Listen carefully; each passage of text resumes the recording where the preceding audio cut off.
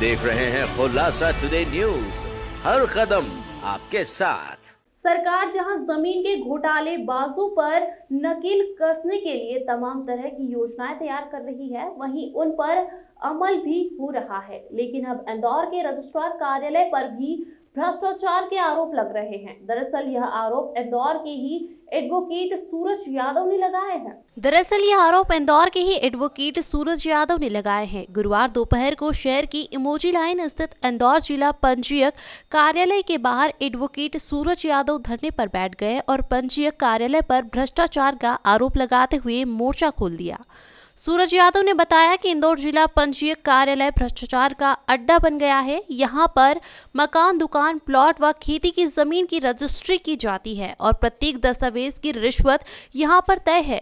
वहीं साधारण से एक दस्तावेज पर 2000 रुपए अनिवार्य रूप से रिश्वतखोरी के रूप में लिए जाते हैं। वहीं विजिट रजिस्ट्री होने पर 5000 रुपए अत्यधिक शुल्क वसूला जाता है। सूरज यादव ने कहा कि प्रत्येक उप पंजीयक के द्वारा घूस नहीं लेने पर आवेदक की रजिस्ट्री रोक दी जाती है। तमाम तरह के नियम अड़ंगी कानूनी बाधाएं बताकर लगाए जाते हैं। एडवोकेट सूरज यादव के अनुसार उनके द्वारा श्री रामनगर छोटा बांगरदा की रजिस्ट्री उप पंजीयक इमोजी लाइन कार्यालय में प्रस्तुत की गई थी, किंतु उप पंजीयक विकास जैन द्वारा अनुचित राशि की मांग की जाने लगी। उक्त राशि अदा न करने पर अधिकारी द्वारा रजिस्ट्री न करने का इनकार आदेश पारित कर दिया गया और कहा गया कि उक्त जमीन सीलिंग के ऊपर रोक लगी है। उक्त जमीन सरकारी की है, जबकि महानिरीक्षक पंजीयन भोपाल के स्पष्ट आदेश है कि बिना न्यायालय के आदेश के बिना भी रजिस्ट्री दी नहीं जाती, तो आदेश उनके द्वारा बताया गया।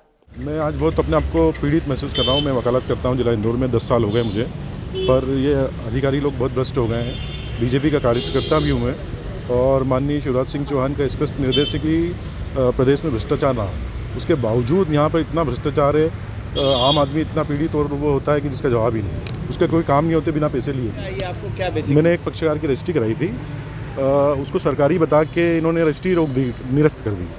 फिर मैंने अपील करी, अपील पीपी शुक्ला जी के यहाँ करी। विकास जैन साहब ने रजिस्ट्री निरस्त कर दी थी। फिर मैंने पीपी शुक्ला जी के यहाँ जो वरिष्ठ हैं अपने जिला पंजीयक, उनके पास मैंने अपील करी। मैंने उनको पटवारी रिपोर्ट उनने जो मांगी थी, उनने पटवारी ने सर्च करके दे दी उनको। उनने पाया कि वहाँ ये बताना मुश्किल है कि ये ज़मीन कौन से खसरे पे आ रही है और क्या हो रहा है। तो इसी स्थिति में इनको रजिस्ट्री कर देना चाहिए था। फिर भी ये अड़ंगा लगा रहे हैं, अननेसेसरी मांग कर रहे हैं मेरे से, तो जो देने में सक्षम नहीं हूँ। इसलिए मैं आप सबके समक्ष, लोकतंत्र का चौथा स्तंभ कहा जाता है आपको, तो इसलिए आपकी शरण में आया हूँ।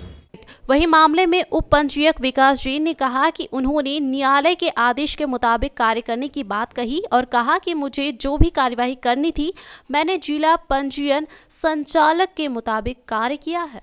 ये मामला मेरे यहाँ लंबित नहीं है।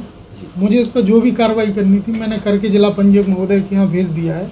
मामला वहाँ पे लंबित है, आप बात कर सकते हैं। बाकी जो उनका कहना है कि जो उन्होंने ऊपर अपील की होगी, उनका आदेश है कि भाई ये रजिस्ट्री नहीं रोकी जा सकती, उस पर आप क्या कहते हैं? देखिए, रोकी जा सकती नहीं रोकी जा सकती वो मैंने लिखित में आदेश किया है और आगे का कार्रवाई के लिए अग्रिम न्यायालय में लंबित है। इस तरीके का भ्रष्टाचार का भी आरोप लगाया और आपका ही पर्टिकुलर नाम लिया है उन्होंने। ऐसे सभी आरोप बेबुनियाद है, इसका कोई सार नहीं है। आपकी तरफ से क्या आदेश पारित किए गए हैं? वहीं दूसरी ओर जिला पंजीयक पीपी शुक्ला ने कहा कि सूरज यादव के मामले में जांच जारी है और कानूनी नियम के अंतर्गत वह कार्य कर रहे हैं। वहीं उन पर और उनके विभाग के अधिकारियों पर भ्रष्टाचार के आरोप बेबुनियाद है। अतिशेष भूमि सीलिंग की जो अतिशेष भूमि थी उससे संबंधित एक दस्तावेज प्रस्तुत किया था, जिसे हमारे सब रजिस्ट्रार ने रजिस्ट्रीकरण अधिनियम की धारा 71 के तहत इनकारी का आदेश पारित किया है और दस्तावेज पंजीयन से इनकार कर दिया है। उसके विरुद्ध इन्होंने धारा 72 में मेरे समक्ष अपील की है।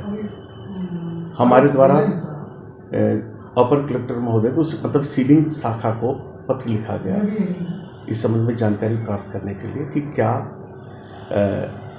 वो सीलिंग की ज़मीन है या नहीं है। तो वहाँ से ये रिप्लाई आया है कि चूँकि मकान बने हुए हैं और मकान के आधार पर वो ज़मीन की एग्जैक्ट जो वो स्थिति है नहीं बताई जा सकती, मतलब किस सर्वे नंबर में है, इसलिए वो स्पष्ट रिपोर्ट नहीं आई है। ये सीलिंग में है या नहीं है, ये उन्होंने लिखा है कि वस्तुस्थिति नहीं क्लियर की जा सकती। यह मकान किस सर्वे नंबर में है। तो मेरे यहाँ पेंडिंग है और धारा 72 में जांच के बाद इसमें प्रॉपर मैं आदेश कर दूंगा। आप देख रहे हैं खुलासा टुडे न्यूज, हर कदम आपके साथ।